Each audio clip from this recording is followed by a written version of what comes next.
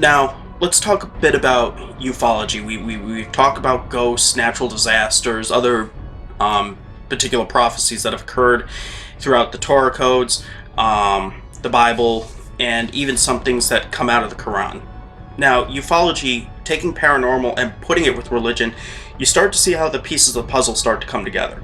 Speaking about, like, for instance, the Anunnaki. According to past history, the Anunnaki are allegedly the ones who have created humanity. They look very similar to us, except taller, and notice that there are some symbols that go along with them that appear to be the symbol of the Knights Templar.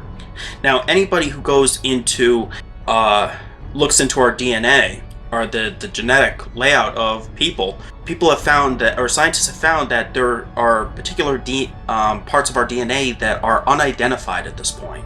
Here's the interesting part.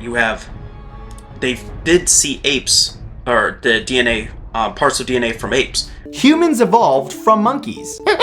Now, while we do share a common ancestor with them, that ancestor lived about 50 million years ago. Additionally, we share an ancestor with apes, and though that species lived closer to this time, it was still well over 5 million years ago. But, and this is where obviously the evolutionary theory came from. But here's the problem. You've got millions of apes, and you've got billions of people. Where are the millions and billions of the links between? They're not existent. But we still have their DNA. It would make sense that someone took some of the DNA to form who we are now with their own DNA. Basically, genetic modification, which several scientists today are currently doing. So, how about crop circles? Let's look at crop circles. All these different messages. One of the things that ufology specialists have looked at is, what is the environment like where the crop circles are? They found radiation and UV appear to have been used to create these crop circles. Here's the interesting thing. We can actually put a connection here. Ever heard of the Shroud of Turin? Shroud of Turin is basically, allegedly, the cloth that was wrapped around Christ after he was crucified. Here's the thing, though. When people investigated into the Shroud of Turin, the way that this image was created in the shroud could not have been produced just from the shroud being around the body. In fact, it actually had to have some specific technology to do it, and they found radiation and UV, stuff that did not exist back then. So, how did this image come about? Could extraterrestrials had some form of involvement with this? Prologue. 1984. It was nearly midnight. There's been a lot of talk around the NSA about outer space, weird stuff, UFOs. The story's going around that a lot of strange things are happening. We're catching a lot of crazy signals on our microphones, and they're not from this planet. That's a fact. You might want to look into it. If the technology didn't exist, how did it happen? We also got Nibiru and Planet X. Basically, Nibiru is allegedly the place where the Anunnaki live. And Nibiru has its own unique orbit with kind of its own solar system to go with it. People have been now seeing another sun.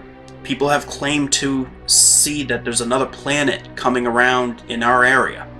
The gravitational pull has changed in the environment. Now, in 2007, we said that there was going to be other planets that would come into our solar system. Of course, who's going to listen to a small paranormal team? Well, here we are in 2016, and scientists are finally coming out and saying, oh, there's another planet in the solar system. Oh, okay. You're almost just about a decade late, but that's fine. It's fine. Don't listen to the paranormal team that's about 10 years ahead of you. Now, Nibiru, according to history, is allegedly the planet that created such disasters such as the flood of Noah. Knowing this, what can we expect as the planet gets closer to us? Let's take a look at this famous UFO. January 28th, 2011, a UFO was observed hovering over the Temple Mount. It did a bright flash and then went back up into the sky. We originally saw this footage the day after when it was first broadcasted on the news. Of course, we started looking on YouTube and we're like, this is fantastic. This is awesome footage. It's unbelievable. 6 different camera views of it. We even found out that we could go to Israel government cameras and we could actually review it and see if the UFO was actually there or not. And sure enough, when we went back to it, it was there. It was there. That was confirmation enough for us that the videos that were being shown were authentic. But don't take my word for it. Go to the site yourself and look up the times. Look up the dates. Now, if you've seen any of the other videos and the other trends, you may have noticed that there's been a lot of 2011 videos about natural disasters and other signs in the heavens. Mass animal deaths. It should all start coming together now.